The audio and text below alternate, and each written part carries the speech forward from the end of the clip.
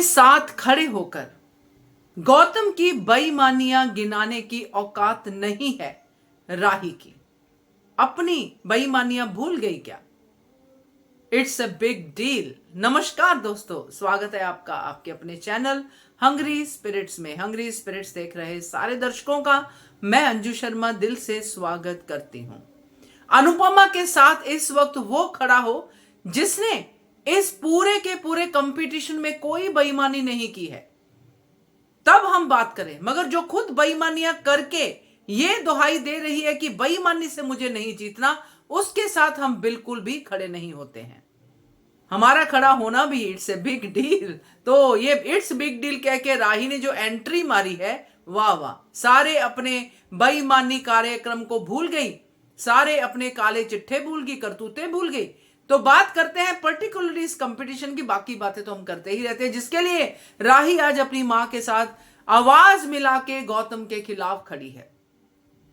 अच्छे लगने वालों को अच्छा लगा होगा, मगर मुझे यह अच्छा नहीं लगा। बात करते हैं, पहले वही निवेदन, जिन्होंने अभी तक चैनल को सब्सक्राइब नहीं किया है कर लीजिए। साथ में दोस्तों बेल आइकॉन दबाइएगा ताकि आपको हमारे वीडियोस के नोटिफिकेशन मिलते रहें। एक मुझे किसी ने बात सिखाई थी बहुत टाइम पहले, हमारे ही कोई अपने थे जिन्होंने ये बात हमें सिखाई कि जिसके पास जितनी कैपेसिटी होती है वो अपने हिस्से की उतनी बेईमानी कर ही लेता है। सपोज एक रेलवे एम्प्लॉय, सपोज एक गवर्नमेंट एम्प्लॉय, सपोज एक दूध वाला, सपोज कोई भी ऐसा छोटे से लेके बड़े तक जिसकी जितनी कैपेसिटी होती है। अगर कोई रेलवे में काम करता है या गवर्नमेंट ऑफिस में काम करता है, वो डरता है कि कहीं मैं पकड़ा ना जाऊं। ज्यादा से ज्यादा वो अपने रिश्तेदारों को अपने पास पे भेज देगा, इतनी सी बेईमानी ही कर पाएगा। मगर बेईमानी तो बेईमानी है भाई।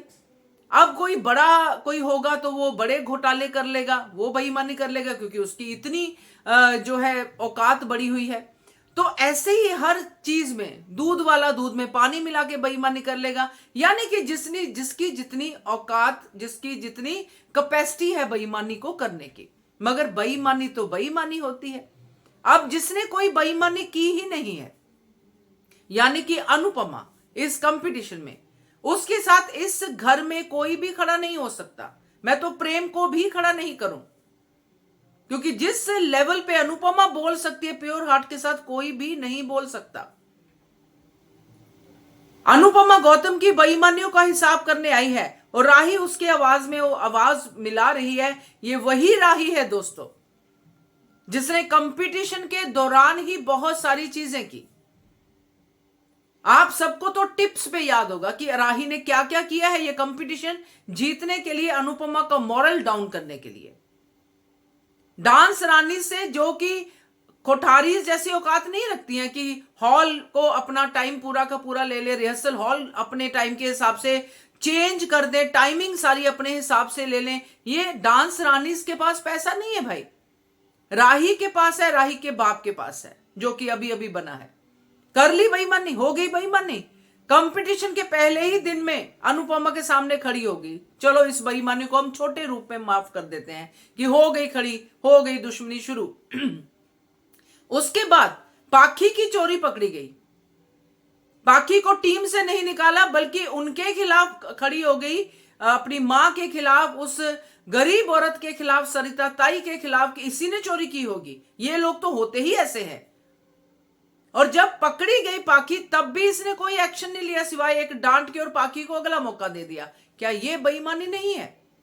इसके ऊपर अनुपमा की टीम की जो जख्मी हुई रीता, उसको, रीता जो भी उनका नाम है, उसको बाहर निकलने के बाद राही ने दुहाई मचाई कि अभी का भी निकालो, इसको डिस्क्वालीफाई करो टीम को। तो अपनी करतूतें भूल के उनको डिस्क्वालीफाई किया। इस पे भी मैंने वीडियो बनाई। तो क्या ये राही भूल गई? आज किस बलबूते पे अनुपमा के साथ मिलके ये कह ली इट्स ए बिग डील? क्या तब वो बिग डील्स नहीं थी? कंपटीशन से पहले अनुपमा को डिस्क्वालीफाई करने की पब्लिकली दुहाई देना, पब्लिकली अनुपमा को बदनाम करना कि ये कैसे इस कंपटीशन में ठहर सकती हैं, इनका तो खिलाड़ी जख्मी है। तब मेकर्स का अनुपमा को कहना है कि अनुपमा जी जवाब देंगी इस बात का। क्या वो बिग डील नहीं थी राही के लिए? आज कैसे खड़ी हो रही है अनुपमा के साथ? बिल्कुल औकात नहीं है अनुपमा के साथ खड़ी होने की। गौतम को सजा देने की वन एंड ओनली ड्यूटी भी, रिस्पॉन्सिबिलिटी भी और हक भी सिर्फ अनुपमा का है। ये कैसे आ गई? अब पासा बदल के अब दिख रहा है कि मां की तरफ सब कुछ हो रहा है तो अब मां की तरफ चलती हूं भाई। क्या जिंदगी भर यही करती रहेगी? अपना कोई जमीर, अपना कोई करतूत, अपनी कोई औकात अच्छे पक्ष में है राही की कि नहीं है? खड़ी रहती दूर, क्या दिखाने की जरूरत थी ये सब? मैं तो इस सीन से बिल्कुल इंप्रेस नहीं हूं। राही और अनुपमा का साथ में खड़े होके गौतम की धुलाई करने वाला, वो बात अलग है, लोगों को पसंद आएगा, मगर नहीं, गौतम पे अगर कोई हाथ उठा सकता है तो वो अनुपमा। पराग ने भी नहीं उठाया। तो बिल्कुल सही कहा अनुपमा ने कि पराग ने सामने से किया, मगर गौतम ने छिप कर वार किया। तो जब वो एक्स बेटे को सजा देके आ सकती है, एक्स बेटा बना सकती है, तो ये राही को अपने साथ खड़ी क्यों कर रही? क्यों अनुपमा खुश हो रही है कि राही का सुर मेरे साथ मिला? Not acceptable. देखते हैं आपके क्या रिएक्शन है। Keep watching Hungry Spirits channel. Thank you so much.